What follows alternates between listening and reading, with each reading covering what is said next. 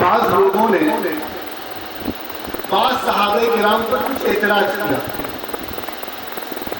اللہ کے نبی کو خبر پہنچی تو آپ کو یہ گوارا نہیں ہوا کہ میرے صحابہ پر کوئی اعتراض کرے. آپ نے کیا فرمایا؟ لا تسبوا اصحابی. دیکھو میرے صحابہ کو برا بھلا مت کہنا، میرے صحابہ کو برا بھلا مت کہنا. تم میں سے کوئی شخص احد پہاڑ کے برابر بھی سونا خرچ کر دے. احد پہاڑ دیکھا ہے کتنا بڑا ہے؟ احد پہاڑ بہت بڑا ہے. جو لوگ حج عمرہ کرنے گئے ہیں، مدینہ منورہ گئے ہیں، انہوں نے دیکھا ہوگا کئی کلومیٹر پر پھیلا ہوا ہے. اور کیا خرچ کرنے کو کہا جا رہا ہے؟ سونا. آج کے زمانے میں سونے کی کتنی ویلیو ہے؟ اتنا سمجھے اگر سونا کسی کو مل جائے تو بہت سنبھال کے رکھے گا.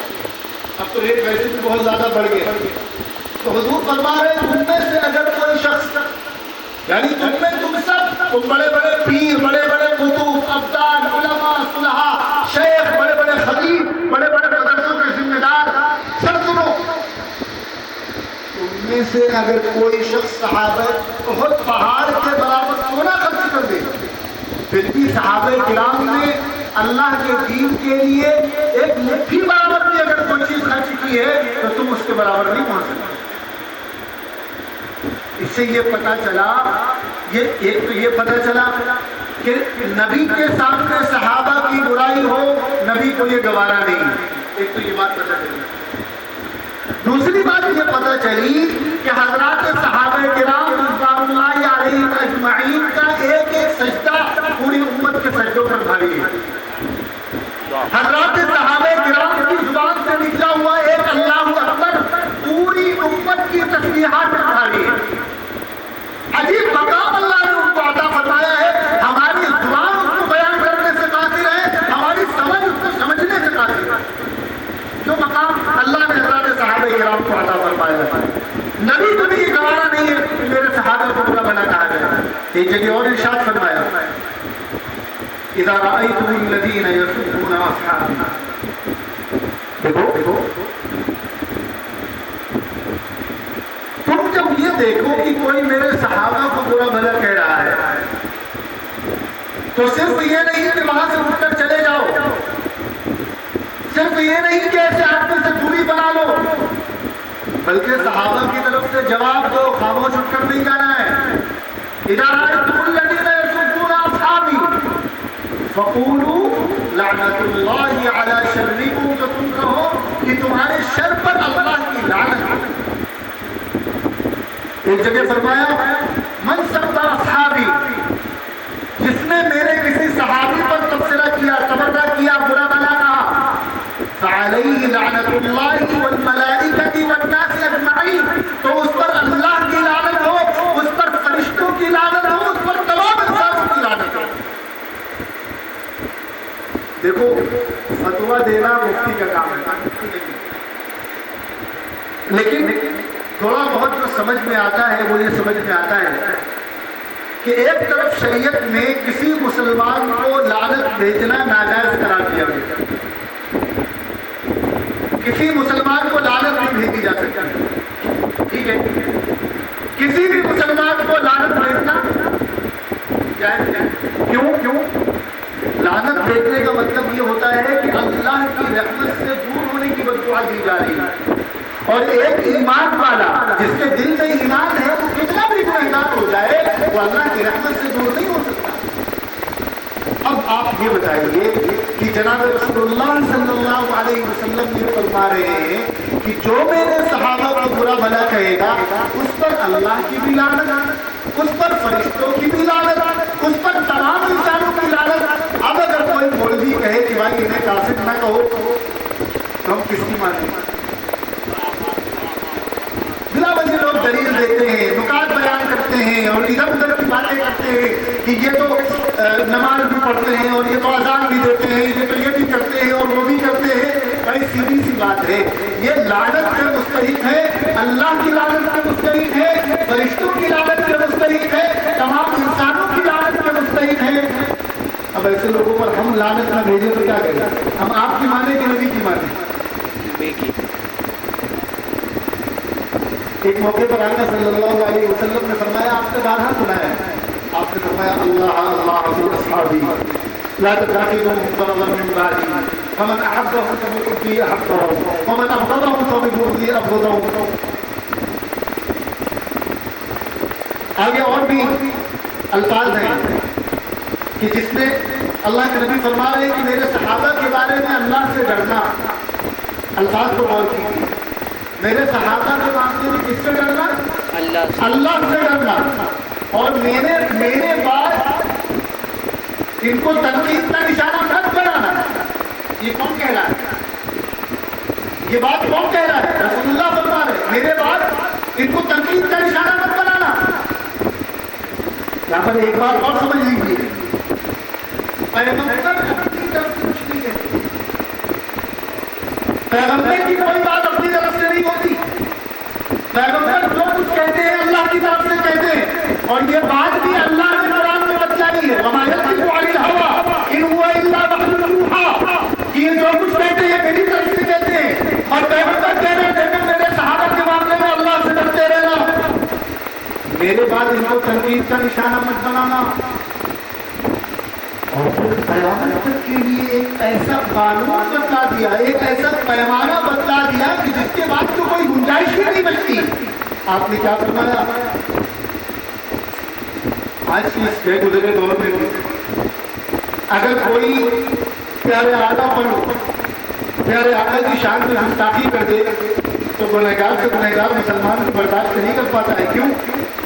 کیونکہ اس کے دل میں نبی کی محبت ساری دنیا سے بڑھ کر ہے. اور ہونی بھی چاہیے کیونکہ نبی نے فرمایا ہے کہ اس وقت تک آپ مسلمان نہیں ہوں گے جب تک تمہارے دل میں میری محبت تمہارے باپ تمہاری اولاد اور ساری دنیا سے زیادہ نہ ہو جائے.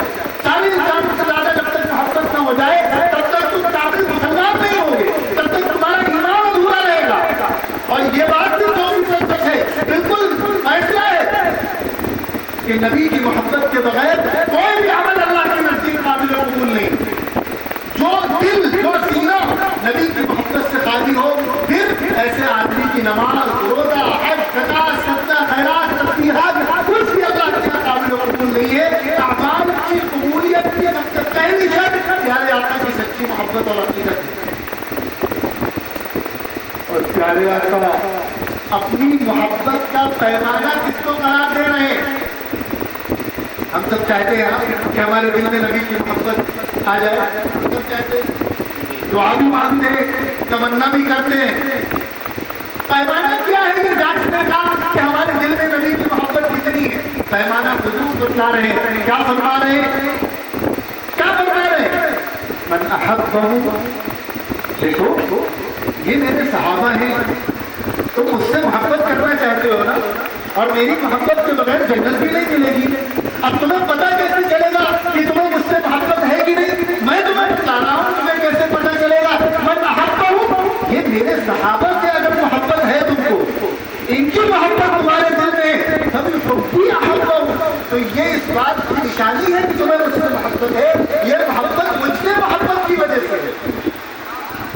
اللہ اکبر, کیا مقام دیا ہے اللہ تعالیٰ نے حضرات صحابہ کرام کو کہ حضور اپنی محبت کا پیمانہ صحابہ کی محبت کو قرار دے رہے ہیں. اور اس سے آگے بڑھ کر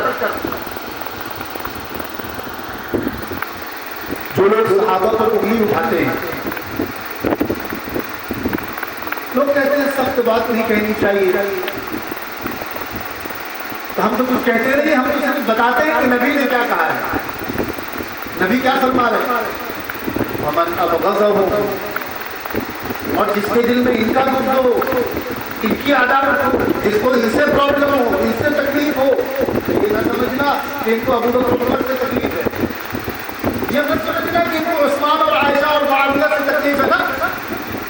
ان کو ان سے مسئلہ نہیں ہے, ان کو تکلیف مجھ سے ہے, ان کو پرابلم مجھ سے ہے, ان کو نفرت دکھ اور عداوت مجھ سے ہے. لیکن یہ کھل کر اپنے اس نفرت کا اظہار نہیں کر سکتے, تو یہ میرے صحابہ کو برا بنا کہہ کر یہ مجھ سے اپنی نفرت کا اظہار کرتے ہیں. ومن ابغضہ ابھی مجھے ابغضہ, اور جس کے دل میں صحابہ کا بغض ہے گویا کہ اس کے دل میں میرا بغض ہے. ومن آذاہ, آگے کیا فرمایا؟ ومن آذاہ فقد آذانی, اور جس نے انہیں تکلیف پہنچائی اس نے مجھے تکلیف پہنچائی. وَمَنْ عَادَانِي فَقَدْ عَادَ اللَّهُ. اور جس نے مجھے تکلیف پہنچائی اس نے کس کو تکلیف پہنچائی؟ اس نے اللہ کو تکلیف پہنچائی. اور جس نے اللہ کو تکلیف پہنچائی تو قریب اللہ اس کو اپنی گرفت میں لے لے. ارے بات تو سمجھ میں آ رہی کہ نہیں آ رہی؟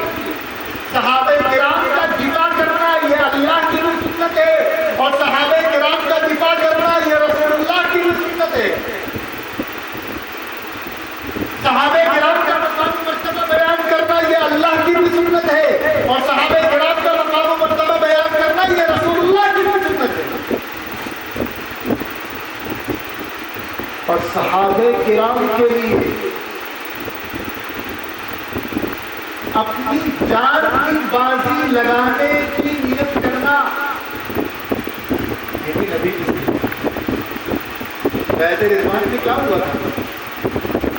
حضرت عثمان کا بدلہ لینے کے لیے جب تک عثمان کا بدلہ نہیں لے لیں گے تب تک چین سے نہیں بیٹھیں گے، پھر چاہے جانی کیوں نہ چلی جائے. اگر اللہ تعالیٰ یہ پتہ نہ چلتا کہ حضرت عثمان شہید نہیں کیے گئے ہیں اور یہ جنگ ہو جاتی اور خدا نہ خواستہ اس جنگ کے نتیجے میں یہ 1500 لوگ شہید کر دیے جاتے تو یہ کس کے دفاع میں شہید ہوتے؟ یہ کس کے دفاع میں شہید ہوتے؟ یہ عثمان کے دفاع میں شہید ہوتے. تو صحابہ کی دفاع کے لیے، صحابہ کی محبت میں، صحابہ کے دشمنوں کا منہ بند کرنے کے لیے، ان کی زبان پر لگام دینے کے لیے ہر مومن کے دل میں یہ جذبہ ہونا چاہیے وقت پڑا تو ہم اپنی جان بھی قربان کر دیں گے لیکن دشمنان صحابہ کا وجود برداشت نہیں کریں گے. اور یہ جذبہ دل میں رکھنا یہ بھی پیغمبر کی سنت ہے. صحابہ کا دفاع کرنا یہ صحابہ کی بھی سنت ہے. بے شمار واقعات بھرے پڑے. ایک موقع پر ایک شخص ہے اس نے ایک صحابی کو کچھ برا بھلا کہہ دیا تو خلیفہ دو سیدنا حضرت عمر بن خطاب رضی اللہ عنہ اس کو ایسی سخت سزا دی اور فرمایا کہ اس کو ایسی سخت سزا ملنی چاہیے کہ پھر قیامت تک کسی کی جرأت نہ ہو حضور کے صحابہ کے بارے میں زبان کرے. حضرت علی رضی اللہ عنہ کے سامنے ایک مرتبہ ایک شخص نے حضرت عائشہ کی گستاخی کر دی. مجھے حوالہ ابھی یاد نہیں آ رہا ہے ورنہ میں آپ کو کھول کے دکھاتا ہوں کیونکہ یہ حضرت علی سے منسوب ہے اس لیے سب کے سننے کی چیز ہے. حضرت علی کا نام لے کر حضرت عائشہ کو برا بھلا کہتے ہیں. ایک شخص نے حضرت علی رضی اللہ عنہ کے سامنے حضرت ان کو پتہ چلا کہ ان دو لوگوں نے حضرت عائشہ کی شان میں گستاخی کی ہے. آپ نے حکم دیا کہ ان دونوں کی گردن مار دی جائے. اور صرف اتنے پر صبر نہیں ہوا، آپ نے فرمایا کہ میں ان کو عبرتناک سزا دینا چاہتا ہوں. تو پہلے آپ نے ان کے کپڑے اتروائے، ان سب کو کوڑے لگائے، پھر ان کو قتل کی سزا دی. تو صحابہ کرام کا دفاع کرنا اور صحابہ کرام کے دشمنوں کو جواب دینا یہ صحابہ کی بھی سنت ہے. اور کیوں نہ ہو نبوت اور امت کے درمیان صحابہ ہی تو واسطہ ہے. آج سے 1500 سال پہلے مکہ مکرمہ میں محمد نام کے کوئی شخص پیدا ہوئے تھے صلی اللہ علیہ وسلم. یہ ہمیں کیسے پتا؟ حضور تو سرزمین عرب سے باہر گئے نہیں اور حضور کا دین پوری دنیا میں پہنچا، قرآن پوری دنیا میں پہنچا، نماز پوری دنیا میں پہنچی، حج اور صدقہ پوری دنیا میں پہنچا، روزہ پوری دنیا میں پہنچا، رمضان پوری دنیا میں پہنچا، دین پوری دنیا میں پہنچا اور نبی عرب سے باہر گئی. کیسے پہنچا؟ آج یہاں مکہ مکرمہ سے 6000 کلومیٹر دور یہاں سیتاپور میں محمود آباد میں بیٹھ کر ہم محمد رسول اللہ کے جانثار آپ اور آپ کے ساتھیوں کا تذکرہ کر رہے ہیں. تو یہ محمد رسول اللہ کا تعارف ہم تک کیسے پہنچا؟ جبرائیل آپ کے پاس وحی لے کر آتے تھے، یہ ہمیں کس نے بتلایا؟ اور جبرائیل کو اللہ بھیجتے تھے، یہ ہمیں کس نے بتلایا؟ ہم نے اپنی آنکھوں سے دیکھا تھا. ہمارے ملک میں دین لے کر کون آیا؟ نبوت اور امت کے درمیان واسطہ کون ہے؟ صحابہ کرام ہیں۔ نبوت، جملہ دوہرائیے، نبوت اور امت کے درمیان واسطہ کون ہے؟ صحابہ کرام ہیں۔ اللہ نے قرآن نبی کو دیا، ٹھیک ہے، آج محمود آباد کی مسجد میں جو قرآن رکھا ہوا ہے، ہم چھاتی ٹھوک کر یہ دعویٰ کرتے ہیں کہ یہ وہی قرآن ہے جو حضور پر نازل ہوا۔ کرتے اس میں ایک لفظ کا بھی پھیر بدل نہیں ہے، ایک حرف بھی نہیں بدلا گیا، ایک آیت بھی نہیں بدلی گئی، نہ کوئی لفظ زیادہ ہے نہ کوئی لفظ کم ہے، ایز اٹ از وہی ہے جو محمد رسول اللہ کے پاس آیا۔ ہم یہ دعویٰ کرتے ہیں تو کیا محمد رسول اللہ نے ڈائریکٹ ہم کو دے دیا تھا؟ کس کے حوالے کر کے گئے تھے؟ کس کے حوالے کر کے گئے تھے؟ ارے بولتے کیوں نہیں؟ کس کے حوالے کر کے گئے تھے؟ اگر صحابہ کرام کو برا بھلا کہا جائے اور صحابہ کرام کا کردار مشکوک کیا جائے اور صحابہ کرام کی نیتوں پر حملے کیے جائے اور صحابہ کرام کے اخلاص پر انگلی اٹھائی جائے تو مجھے بتاؤ کہ قرآن محفوظ بچے گا کہ نہیں بچے گا؟ قرآن کیسے محفوظ بچے گا؟ نبی جن کے حوالے قرآن کر کے گئے، ایک طبقہ کہتا ہے کہ نبی کے بعد سب کے سب مرتد ہو گئے، سب نے دین چھوڑ دیا۔ یہ کس پر انگلی اٹھا رہے ہو؟ کس کی تربیت پر انگلی اٹھا رہے ہو؟ نعوذ باللہ، اللہ کے آخری پیغمبر جن کی شریعت قیامت تک کے لیے، جن کی نبوت قیامت تک کے لیے، جو آخری پیغمبر ہیں، اب کسی نئے نبی کو نہیں جانا ہے، اب کسی نئی کتاب کو نہیں جانا ہے، اور 23 سال کی جو ان کی کمائی ہے، جو ان کے ساتھی ہیں، انہوں نے جو تیار کیے اور جن کے حوالے جو قرآن کر کے گئے، جن کے حوالے یہ دین کر کے گئے، حضور کے جاتے ہی وہ سب دین سے پھر گئے۔ پھر حضور کامیاب ہو کر گئے یا ناکام ہو کر گئے؟ کہنا کیا چاہتے ہو؟ جو لوگ صحابہ کرام پر انگلی اٹھاتے ہیں گویا کہ وہ یہ دعویٰ کر رہے ہیں کہ حضور دنیا سے ناکام ہو گئے، اور اللہ یہ بتا رہے ہیں کہ یہ ہمارا انتخاب ہے، ان کے دلوں کو ہم نے چنا ہے، اللہ یہ بتا رہے ہیں۔ اور تم کہہ رہے ہو کہ نبی کے جانے کے بعد سب کے سب مرتد ہو گئے، تو تم اللہ کے انتخاب پر انگلی اٹھا رہے ہو۔ خدا نہ خواستہ اللہ کو بھی نہیں پتا تھا یہ آگے جا کے یہ بدل جائے گا۔ اور اگر صحابہ کرام کو برا بھلا کہا جاتا رہا اور امت نے جواب نہیں دیا تو یاد رکھنا، نہ تمہارے مدرسے بچیں گے، نہ تمہاری مسجدیں بچیں گی، نہ تمہاری دعوت و تبلیغ بچے گی، نہ تمہاری خانقاہیں بچیں گی، نہ تمہارے نماز روزے اور حج زکات بچیں گے۔ یہ سب صدقہ ہے اللہ کے صحابہ کرام کا۔ تمہارے پاس کیا ضرورت ہے کہ نماز 5 وقت کی فرض ہے؟ کیا ضرورت ہے؟ تمہارے پاس کیا ضرورت ہے کہ مسجد کا رخ خانہ کعبہ کی طرف ہونا چاہیے؟ اگر کوئی یہ دعویٰ کرتے کہ نہیں مسجد کا رخ مسجد اقصیٰ کی طرف ہونا چاہیے تو تمہارے پاس دلیل کیا ہے سوائے صحابہ کے؟ اگر کوئی یہ دعویٰ کرتے کہ نماز 6 وقت کی ہے تو تمہارے پاس دلیل کیا ہے سوائے صحابہ کے؟ قرآن میں تو نماز کا طریقہ نہیں بتایا گیا، تکبیر تحریمہ سے لے کر السلام علیکم ورحمۃ اللہ تک پوری نماز صحابہ نے سکھائی گئی۔ روزے کا طریقہ قرآن میں نہیں بتایا گیا، روزے کے مسائل صحابہ